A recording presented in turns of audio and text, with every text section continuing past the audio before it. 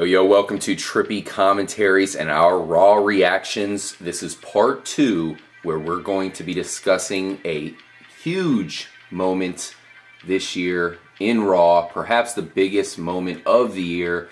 We saw something come out of nowhere, and it really broke up one of our favorite teams. So let's go ahead and get into it. I'm RJ here with Retro Brett. Hello. And Corey, before we get into one of these teams being crushed all of a sudden, go ahead and run down the last couple matches we didn't go through in part 1. Yeah, there were a couple other matches that we're going to mention quickly here. We saw Los Matadores with El Torito take on Drew McIntyre and Heath Slater of Three-Man Band. Of course, Hornswoggle got his head shaved last night, so he came out with a fro wig on. It was a stupid match, but mildly entertaining. Torito got the wig, and Matadores got the win. We saw in a handicap match made by Stephanie McMahon, the sister of the recently departed, as far as quitting the WWE, Brie Bella, Nikki Bella, take on Alicia Fox and Oksana. It was a quick match. Alicia Fox got the pin and continued to attack outside the ring. Still more of the same with her going completely nuts. We also saw a segment that started off with Zeb Coulter talking with Jack Swagger about possibly deporting Adam Rose, which I couldn't be any more on board with. We saw that turn into Jack Swagger against Adam Rose. Rose got the victory. I hate him. It sucked. To recap all those quick matches there, let's go ahead and get on into the main event, RJ. Why don't you announce what the main event was for us? Well, this was something I was extremely excited to see when they announced it, which wasn't too far before the event itself, and that was Randy Orton against Roman Reigns. I feel like Randy Orton's been part of, of course, Evolution there, and he's been kind of put in the back burner. He hasn't been talking too much, and this is a guy who was a champion not too long ago. Now all of a sudden he has a chance to face off with Roman Reigns, a guy that I really want to see get into singles competition. This was going to be an epic match, but we didn't see that because we had, of course, Triple H come out with the sledgehammer in hand. No Batista, he quit earlier in the night. Randy Orton coming out, getting ready to fight. But then they stopped as the brothers, the Shield, were there in the ring. They did their spiel. They talked a little bit after their victory the night before, a huge victory. And a victory where we saw Rollins come out with a huge hit that perhaps propelled the Shield to victory. Turning point in the match. Yeah. Little did we know the night after, Seth Rollins would be the one to turn his back on the Shield because you had Roman Reigns, Dean Ambrose kind of looking at each other, ready to go, waiting to see what was going to happen. Seth Rollins is grabbing some chairs just as some backup weaponry. We thought because Triple H had the sledgehammer. Mm-hmm. But that wasn't the case. He basically used that chair, well actually two of them, to beat both Roman Reigns and Dean Ambrose into submission. They were both on the, in the ring, on the floor, in the fetal position as Rollins had his way with them, eventually leading to Randy Orton coming in and beating them to a pulp as well. But the bottom line is this was extremely shocking. We did not see this coming at all. Corey, what the hell do we make of this? Oh, man, this, as you said, this was one of the most shocking moments we've seen thus far. They've, been putting it off, but I think we may have effectively seen a split of the Shield. That's pretty accurate. As you said, Ambrose and Rollins and Reigns came out and started talking about their big sweep at Payback. They talked about a lot of solidarity and how they, they're brothers. And then, like you said, Orton and Triple H, what's left of Evolution, came out and talked about Plan B. There's always a Plan B. It harkened back to Triple H earlier in the evening saying that I always win. And then, like you said, we saw it seemingly was a big face-off. And then Seth Rollins just blasted Roman Reigns in the back with a chair. Dean Ambrose was, turned around and he was completely shocked. And then he also nailed Dean Ambrose with a chair and then ended up giving him the curb stomp onto the chair, which was sick looking. Oh, yeah. It was instantly, the crowd immediately started booing Rollins. This was a really shocking moment. It got me. We saw Randy Orton come in and further the assault with Seth Rollins. He ended up taking the vest off of Roman Reigns, and we saw those huge welts on his back from the big match last night at Payback from that kendo stick. Those look pretty sick. Randy Orton hit the RKO on the chair, and to finish off the show, we saw what may be the next member of Evolution, the newest Evolution, Seth Rollins. I mean, is Seth Rollins a member of Evolution? Is this going to be just an alliance going forward? I'm definitely excited to see what they make of this. Seth Rollins, of course, would be a good contrast in styles with Randy Orton. Randy's more of a classic wrestler, as is Triple H, and Seth Rollins, of course, as a high flyer, would add a lot of excitement to the Evolution side of things. So yeah. I think in the future we're going to see perhaps Roman Reigns and Dean Ambrose teaming up to take on those two, Randy Orton and Seth Rollins. Maybe as soon as the Money in the Bank pay-per-view. Very interesting. And it's funny you brought up, Corey, where you said Triple H said that he always wins. That's something that stuck out to me. When he said that, it just stuck in my mind. And I was like, it's like, what does he mean by that? I mean, of course, it's got an obvious meaning of I always win, but we've been watching Triple H for a long time. We know he doesn't technically always win. Maybe there's a hidden meaning behind that. And as you said, Retro, it was foreshadowing to the very end where he did come out on top. Did you see this coming? I know you were a big supporter of Seth Rollins. I got him on the our top 10 several weeks ago, and he's a great athlete. I was as shocked as anyone. Actually, nothing really in the WWE really shocks me anymore, but I was kind of shocked and surprised. In actuality, it was kind of foreshadowing of what Roman Reigns said, because he was talking about, well, they're not brothers like we are. And that was kind of odd. It seemed kind of odd to me coming out of Roman Reigns' mouth. I'm like, he's a big, tough dude talking about brotherly love and that kind of stuff. But that was kind of foreshadowing a little bit of someone turning, in hindsight, and turn they did. Wow. Yeah, that's for sure. And there's some different angles now we got to look at this. Now that we have a whole week before we see the next Raw and see what becomes of all this. Speaking of which, I mean, the next couple of Raws should be very interesting. I'm very looking forward to seeing what his reasoning is, why he did it. Okay, so let's look at this, guys. First of all, let's look at the Shield. They're down a member. This was a member. Corey, you said something that was really powerful in my eyes, where you said that the Shield was possibly the most powerful force. I asked you that in our recap, and you said absolutely yes. You said they're probably the most powerful force in the WWE right now because they swept Evolution. So the Shield is that powerful. Now they lose Rollins. Now, do you think that is it just going to be Roman Reigns and Dean Ambrose? Do you think possibly they look into getting another member or two, or what prediction do you have for this? Do you have any insight? I really don't see the Shield necessarily adding a member. I think it works out well to have the 3-on-2 chemistry kind of going there with now Seth Rollins possibly being a member of Evolution / the Authority. Looks like it. With the departure of Batista, it fills the same role, that third man.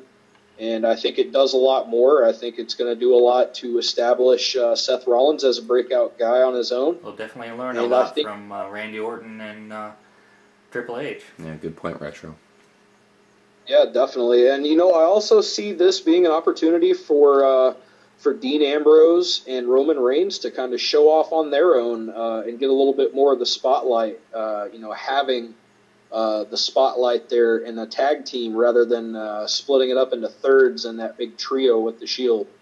So, this is going to be a pretty compelling story going forward. I think it's a really interesting matchup to see, this flip-flop. And hopefully in the coming weeks we're going to see something announced on Raw, maybe about a big Money in the Bank match. And, maybe we can see the continuation of this Shield versus Evolution feud that we thought was going to be over.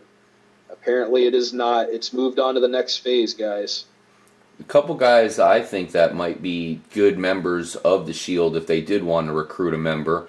Sounds like Corey possibly thinks that they just go with the two, Dean Ambrose, Roman Reigns. I think there's a chance maybe they recruit another member. I would like to see possibly Cody Rhodes, who we've seen in a lot of heel roles. I know this would not be a heel role for him in the Shield. Or another guy, Corey, that I think would be kind of cool is maybe if they promoted Adrian Neville up at some point. I think he might be a good member of the Shield as well, Nice. Kind of a small guy to mix in with the two other big guys. Retro Brett, what do you think? Oh, Corey, do you have what do you think about Adrian Neville, or do you have any other names to throw out?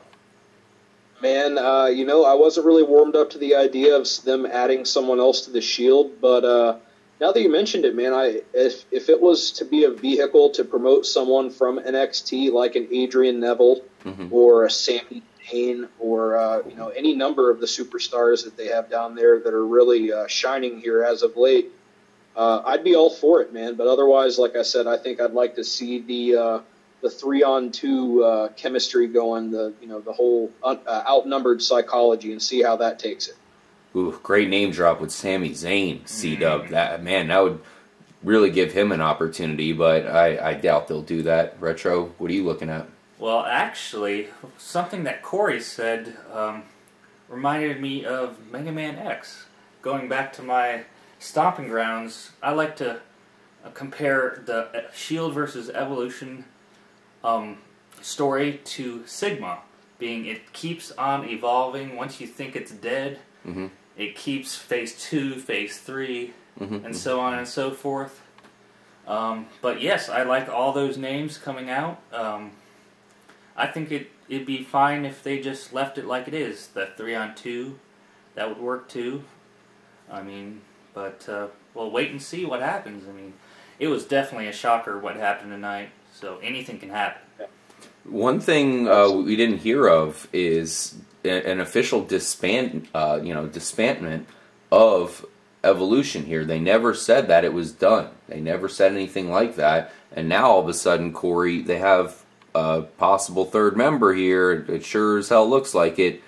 It seems like the Evolution's not going anywhere for at least now. Yeah, you would think so. One little thing I did notice, I'm fairly certain that Randy Orton and Triple H initially came out to the Evolution music by Motorhead. Yes. And then at the end, I don't think they exited to the Evolution theme. I think they exited to the other Motorhead theme, one of 3 that the band has done for Triple H, the Bow Down to the King theme. So maybe, that could just be a little occurrence. But to me, that could also signal that Evolution is no more. Maybe this will be something new. Yeah, I noticed that as well. It's funny you mentioned that. I meant to ask you that, Corey. Very astute, Corey. I figured you would know exactly what theme that was. I knew it was still Motorhead, so I thought maybe it was some theme from Triple H's past or something. So is that a theme that you've heard before, or is that is it one that you just knew of? Yeah, that's one that Triple H has used before.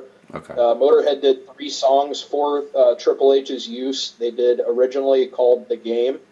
Then after that, then after that, Evolution. That theme, I think it's called Line in the Sand. And then after that, the Bow Down to the King that we heard tonight. Triple H adopted that probably around 2005, 2006 maybe.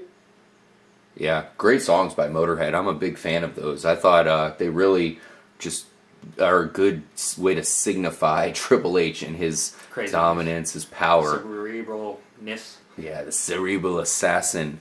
Last question I have for you guys is Seth Rollins. His getup is the Shield, straight up. He's got all kinds of pockets and all that. I wonder if you think next Monday we possibly see him in a new outfit here? He can't be wearing the Shield getup anymore, Corey. No, I think we're going to see possibly Seth Rollins come out in a suit, much like the guys in Evolution did, very sharply dressed. And I can definitely see him getting a bit of a overhaul as far as his ring gear. That'll be interesting to see what sort of look he goes for. maybe matching it up or contrasting it to the classic looks that Randy Orton and Triple H sort of have always had. I could see that. I could also disagree a little bit. I also see him coming back out in the Shield gear and them starting a feud like the two other guys being like, hey, you quit us, you can't use our gear anymore. That kind of stuff. I don't know. That might be a little too dumb, but I don't know. I can just see that happening. Yeah, one thing I could hope for Seth Rollins is maybe, now that he's not a member of the Shield, maybe he'll decide to take away that blonde dye job that he does in his hair. Yeah. I don't know. I know you hate that era. Well, we all hate that. Yeah, hopefully Triple H has the same opinion as me, and he tells him to either shave the head or just dye it. Make it all one constant color.